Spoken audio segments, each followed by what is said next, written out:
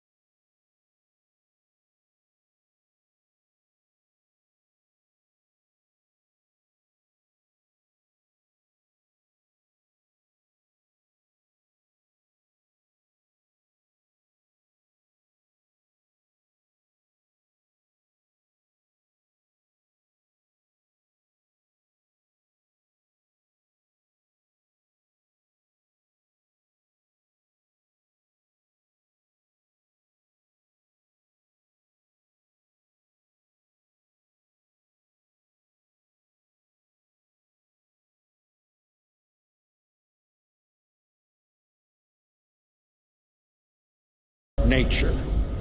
ये हो कैसे रहा है? देखिए, ये स्लाइड इसे बहुत अच्छी तरह समझाती है। एक तरफ बढ़ता तापमान मच्छरों को उन नए ठंडे इलाकों में भी पनपने का मौका दे रहा है जहां वो पहले नहीं थे, और दूसरी तरफ जंगलों की कटाई की वजह से चमगादड़ जैसे जानवर हमारे घरों और खेतों के पास आने को मजबूर हैं, जिससे वायरस के सीधे फैलने का खतरा बहुत बढ़ जाता है। तो अब बात करते हैं उन 5 बड़े वायरल खतरों की जो साइंटिस्ट्स की वॉच लिस्ट पर हैं, और समझते हैं कि क्लाइमेट चेंज का इनसे सीधा कनेक्शन क्या है। सबसे पहला नाम है H5N1, जिसे हम सब बर्ड फ्लू के नाम से जानते हैं। ये कोई नया वायरस नहीं है, लेकिन वैज्ञानिक अब चेतावनी दे रहे हैं कि यह एक बहुत बड़ी महामारी बनने की कगार पर पहुंच सकता है। यहाँ सबसे बड़ी और चिंता की बात है इसमें आया हालिया बदलाव। ये वायरस अब सिर्फ पक्षियों तक ही सीमित नहीं रहा, ये गायों और बिल्लियों जैसे मैमल्स में भी फैल रहा है, और ये एक बहुत बड़ा रेड अलर्ट है। अगर इसने म्यूटेट होकर इंसानों में आसानी से फैलना शुरू कर दिया तो हम एक बहुत गंभीर महामारी का सामना कर सकते हैं। इस लिस्ट में अगला नाम है निपा वायरस का। ये अपनी बहुत ज्यादा डेथ रेट के लिए जाना जाता है, और इसका नेचुरल कैरियर है फ्रूट बैट, यानी फल खाने वाला चमगादड़। यहाँ हम पर्यावरण और हमारी सेहत के बीच एक सीधा लिंक देख सकते हैं। क्लाइमेट लिंक वाली लाइन पर ध्यान दीजिए। जैसे जैसे जंगल कट रहे हैं, निपाह वायरस फैलाने वाले चमगादड़ खाने की तलाश में इंसानी बस्तियों के पास आ रहे हैं। इससे इस जानलेवा वायरस का खतरा बढ़ रहा है, जिसके लक्षणों में दिमागी सूजन और दौरे पड़ना शामिल हैं। जरा इस नंबर पर एक पल के लिए गौर कीजिए, 75%। इसका मतलब है कि निपाह से इन्फेक्टेड हर 4 में से 3 लोगों की मौत हो सकती है। ये आंकड़ा इसे दुनिया के सबसे जानलेवा वायरसों में से एक बना देता है। अच्छा, चमगादड़ों से अब आते हैं मच्छरों पर। बात करते हैं उन वायरसों की जिनका दायरा लगातार बढ़ रहा है, डेंगू और जीका। यहाँ ग्लोबल वार्मिंग का असर बिल्कुल सीधा और साफ है।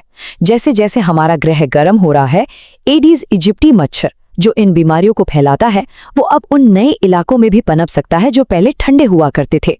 मतलब जो बीमारियां पहले कुछ गर्म इलाकों तक ही सीमित थी, वो अब दुनिया के नए हिस्सों में भी दस्तक दे रही हैं। हमारी लिस्ट में चौथा वायरस है MERS-CoV। इसे समझने के लिए आप इसे कोविड-19 का एक ज्यादा खतरनाक कजिन समझ सकते हैं। देखिए, मर्स भले ही कोविड की तरह तेजी से ना फैलता हो, लेकिन इसकी डेथ रेट कहीं ज्यादा है। और आज की कनेक्टेड दुनिया में, जहां इंटरनेशनल ट्रैवल इतना आम है, मिडल ईस्ट के किसी एक कोने से उठा वायरस कुछ ही घंटों में एक ग्लोबल खतरा बन सकता है। और आखिर में एबोला वायरस, एक ऐसा नाम जो अपने भयानक हेमोरेजिक फीवर के लिए जाना जाता है। एक ऐसी बीमारी जो शरीर के अंदर और बाहर गंभीर ब्लीडिंग करती है और जिसने अफ्रीका में कई विनाशकारी आउटब्रेक्स को जन्म दिया है। इबोला का असली खतरा यही है कि अफ्रीका के किसी दूर दराज के इलाके में शुरू हुआ एक छोटा सा आउटब्रेक भी आज एक ग्लोबल इमरजेंसी बन सकता है। बस एक इन्फेक्टेड यात्री इस वायरस को कुछ ही घंटों में दुनिया के किसी भी बड़े शहर तक पहुंचा सकता है। तो इन सब गंभीर खतरों को जानने के बाद जाहिर है सवाल उठता है कि हम इनसे बचने के लिए कर क्या सकते हैं। चलिए अब सॉल्यूशंस की तरफ चलते हैं। तो इन खतरों से निपटने के लिए एक 3 पॉइंट स्ट्रैटेजी की जरूरत है। पहला, हमें जानवरों से इंसानों में फैलने वाली बीमारियों पर लगातार नजर रखनी होगी। दूसरा, हमें वैक्सीन रिसर्च में प्रोएक्टिव होना होगा, मतलब प्रकोप फैलने का इंतजार नहीं करना है। और तीसरा, हम सभी को पब्लिक हेल्थ और साफ सफाई के बुनियादी नियमों का सख्ती से पालन करना होगा। और ये सब हमें इस आखिरी और शायद सबसे अहम सवाल पर ले आता है। हमने देखा है कि कैसे क्लाइमेट चेंज इन बीमारियों के लिए एक नया मैदान तैयार कर रहा है। तो सवाल अब ये नहीं है कि अगली महामारी आएगी या नहीं, बल्कि ये है कि जब वो आएगी तो क्या हम सब एक ग्लोबल कम्युनिटी के तौर पर उसका सामना करने के लिए तैयार होंगे।